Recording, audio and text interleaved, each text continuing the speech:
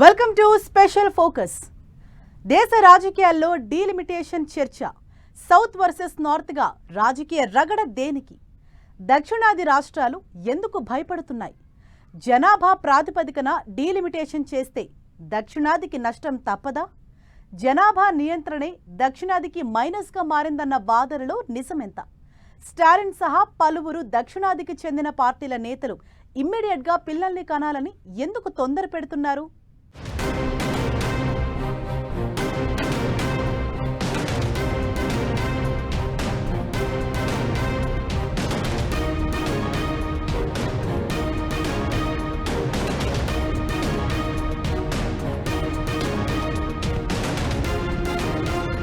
దేశ రాజకీయాల్లో డీలిమిటేషన్ రగడ.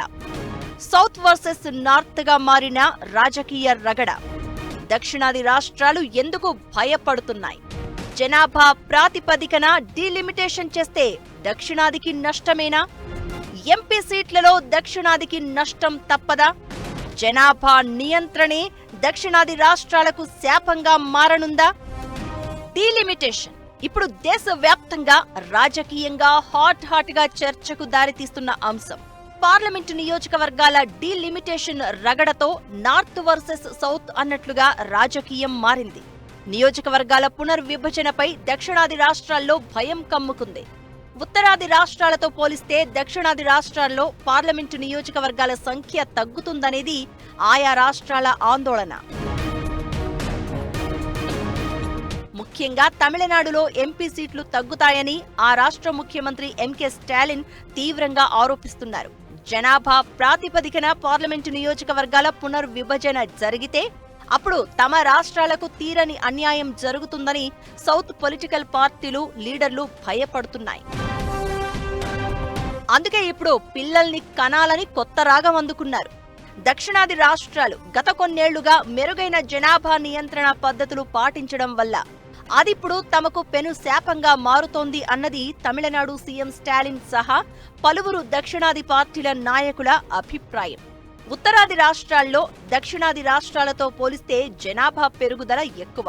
దీంతో జనాభా ప్రాతిపదికగా ఎంపీ సీట్లు, శాసనసభ నియోజకవర్గాలు డీలిమిటేషన్ చేస్తే ఉత్తరాది రాష్ట్రాలకు ఎంపీ సీట్ల సంఖ్య బాగా పెరిగే అవకాశముందంటున్నారు. అందుకే ఈ ఆందోళనంతా. ఇంతకీ డీలిమిటేషన్ అంటే ఏంటి? ప్రస్తుతం జనాభాలో మార్పుల ఆధారంగా పార్లమెంటరీ, రాష్ట్ర అసెంబ్లీ నియోజకవర్గాల సరిహద్దుల్ని తిరిగి మార్చడాన్ని డీలిమిటేషన్ అని అంటారు. జనాభా ప్రాతిపదికన చేసే ఈ డీలిమిటేషన్తో పార్లమెంటులో ఎంపీల ప్రాతినిధ్యం బలంగా ఉంటుందని చెప్తారు.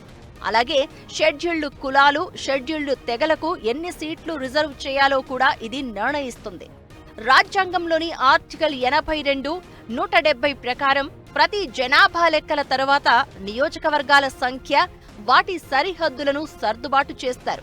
ఇప్పుడున్న జనాభా లెక్కల డేటా ఆధారంగా పార్లమెంటు చట్టం ద్వారా డీలిమిటేషన్ కమిషన్ను ఏర్పాటు చేస్తారు. ప్రతి 5 ఏళ్లకొకసారి జనాభా లెక్కలు చేస్తూ ఉంటారు. అయితే కోవిడ్ కారణంగా 2021 జనాభా లెక్కలు ఆలస్యమయ్యాయి. ఇప్పుడు 2026 దగ్గర పడుతున్న సమయంలో డీలిమిటేషన్ కసరత్తు మొదలైంది. దీంతో జనాభా ప్రకారం చూస్తే ఉత్తరాదికి సీట్లు పెరగడం, దక్షిణాది రాష్ట్రాల్లో పార్లమెంటు సీట్లు తగ్గుతాయని తమిళనాడు వంటి సౌత్ రాష్ట్రాలు ఆందోళన చెందుతున్నాయి. దీనికి ఇంకో కారణం ఏంటంటే డీలిమిటేషన్ కసరత్తు మొత్తం పార్లమెంటరీ సీట్లను మార్చకుండానే నియోజకవర్గాలను పెంచవచ్చు, తగ్గించవచ్చు లేదా మార్చవచ్చు. ఇక్కడే దక్షిణాది రాష్ట్రాల అనుమానాలు మొదలయ్యాయి. ఉత్తరాదిన స్థానాలు పెరిగి దక్షిణాదిన తమ సీట్ల సంఖ్యను తగ్గిస్తారేమో అని భయపడుతున్నాయి. ఇప్పుడు డీలిమిటేషన్ ప్రక్రియ చేస్తే ప్రస్తుతం ఇండియా జనాభా 145 కోట్లకు పైనే ఉంది. మహిళా రిజర్వేషన్ చట్టాన్ని కూడా పరిగణలోనికి తీసుకోవాల్సి ఉంది.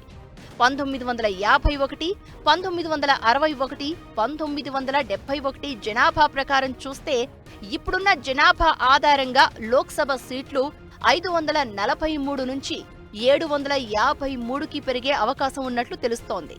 20 లక్షల జనాభా నిష్పత్తి ఆధారంగా మాత్రమే పరిశీలిస్తే మొత్తం లోక్సభ సీట్లు 753 అవుతాయి.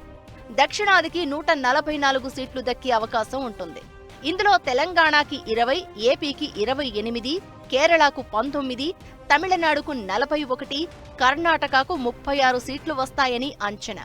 మరోవైపు యూపీలో సీట్ల సంఖ్య 80 నుంచి 128కి, బీహార్లో 40 నుంచి 70కి, మధ్యప్రదేశ్లో 29 నుంచి 47కి, మహారాష్ట్రలో 48 నుంచి 68కి, రాజస్థాన్లో 25 నుంచి 44కి సీట్లు పెరిగే అవకాశం ఉందని అంటున్నారు. ఈ లెక్కన ఉత్తరాదితో పోలిస్తే దక్షిణాదికి పార్లమెంటు స్థానాల్లో ప్రాతినిధ్యం తగ్గడం ఖాయమని అంటున్నారు. ఇదే ఇప్పుడు అసలు సిసలు పొలిటికల్ ప్రాబ్లంగా మారుతోంది. కొన్ని దశాబ్దాలుగా జనాభా నియంత్రణ పాటిస్తూ రావడం వల్లే డీలిమిటేషన్లో తక్కువ ఎంపీ సీట్లు పొందుతామేమోనన్న భయం ఆయా సౌత్ రాష్ట్రాల్లో నెలకొంది. వచ్చే ఏడాది పార్లమెంటు నియోజకవర్గాల డీలిమిటేషన్కు కేంద్ర ప్రభుత్వం ముమ్మరంగా కసరత్తు చేస్తోంది.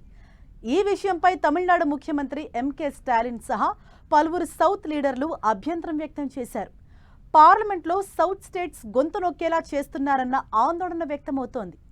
ఇంతకీ జనాభా ప్రకారం డీలిమిటేషన్ చేస్తే దక్షిణాది రాష్ట్రాలకు ఎలా నష్టం జరుగుతుంది? ఆర్థిక అంశాల పరంగా చూస్తే పన్నుల రూపంలో కేంద్రానికి సౌత్ స్టేట్స్ ఇస్తోంది ఎంత, తిరిగి కేంద్రం నుంచి పొందుతోంది ఎంత? దేశాభివృద్ధి, ఆర్థిక పురోగతిలో దక్షిణాది రాష్ట్రాల పాత్ర చాలా కీలకం.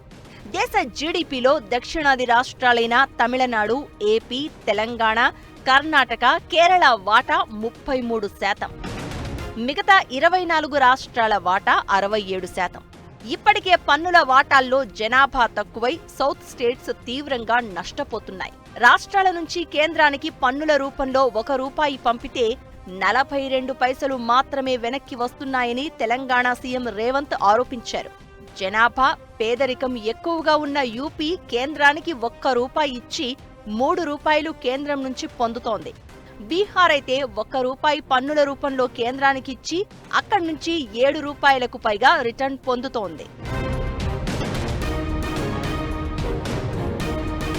డీలిమిటేషన్ చర్చల్లో కేంద్ర, రాష్ట్ర ప్రభుత్వాల మధ్య ఈ నిధుల పంపకానికి సంబంధించిన చర్చ, వివాదాలు, ఆరోపణలు గత కొన్నేళ్లుగా జరుగుతూనే ఉన్నాయి.